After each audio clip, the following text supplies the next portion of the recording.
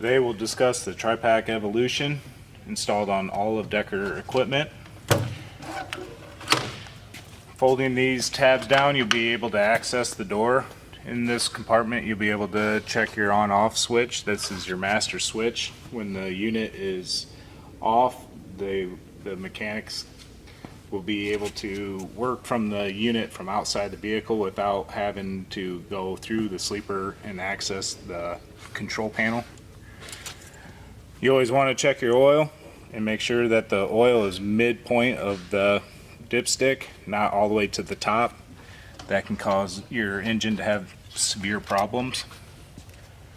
And you always can be able to look and see some of the belts and see if anything looks loose. I would never put your hand in there with the unit running, and be aware that the unit can always start. It will give an audible alert before starting. Many times you'll have maintenance ask you for your Apu hours.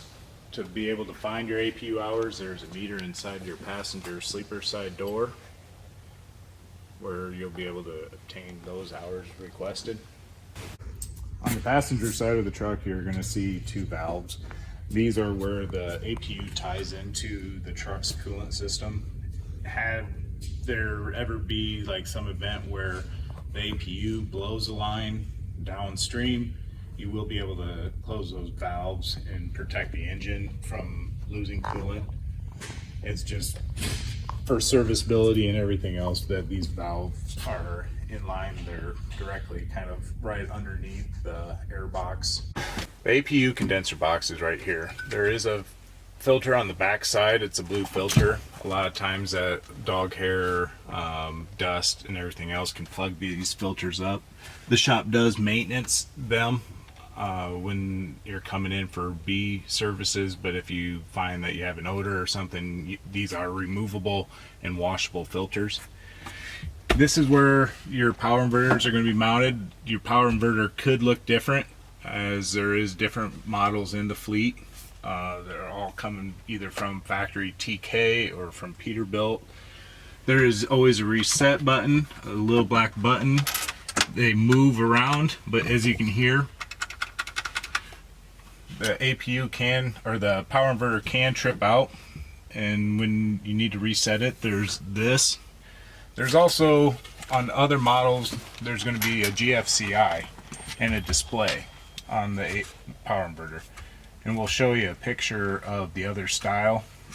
This one has the display inside the truck, and the GFCI is also up higher, but the other photos that we'll supply will show you the difference between the two. And the GFCI can trip out easily, and that's one of those items that let maintenance know if it gets that it's tripping out more and more, that they can replace that.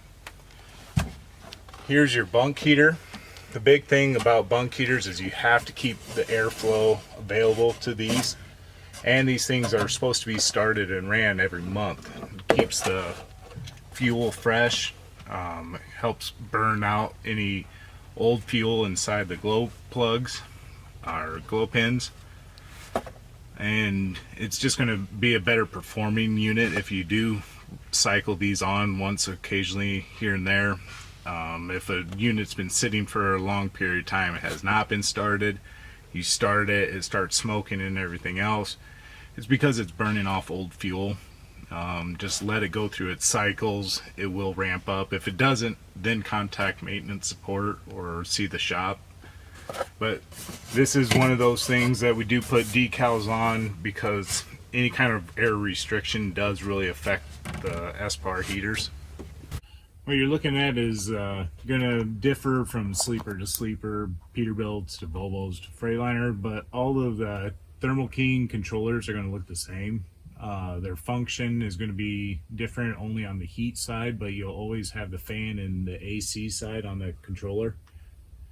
By pressing and holding the button, the far left with the little power logo, for 1 second, it's going to turn the unit on. It's going to put it into standby.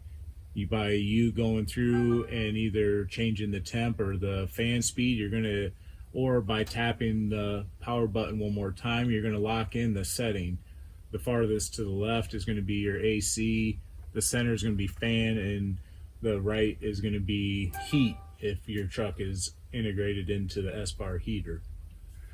With that, always keep in mind that there's some settings that, like the AC is blowing from the APU's box and not through just the truck, so there is a little bit of a restriction. It's plumbing into the Peterbilt and the Volvo factory line, so it's not fully coming from just the truck. It's going to dump a lot of air down by the floor as well.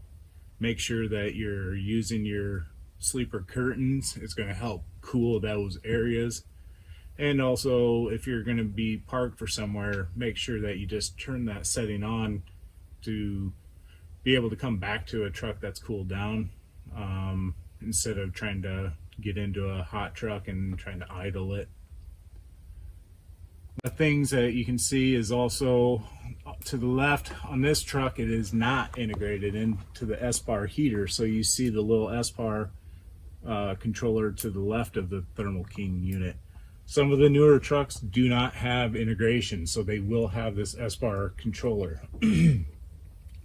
If you ever have any problems, those ones are a little bit easier to operate as far as your temperature setting on and off. Volvos also do not have integration into the Thermo King unit as well. They have a driver control panel that is in the sleeper, and we'll show you a picture of that. That is how you will turn your bunk heater on and off and turn the fan speeds. Below is where you see the power inverter display.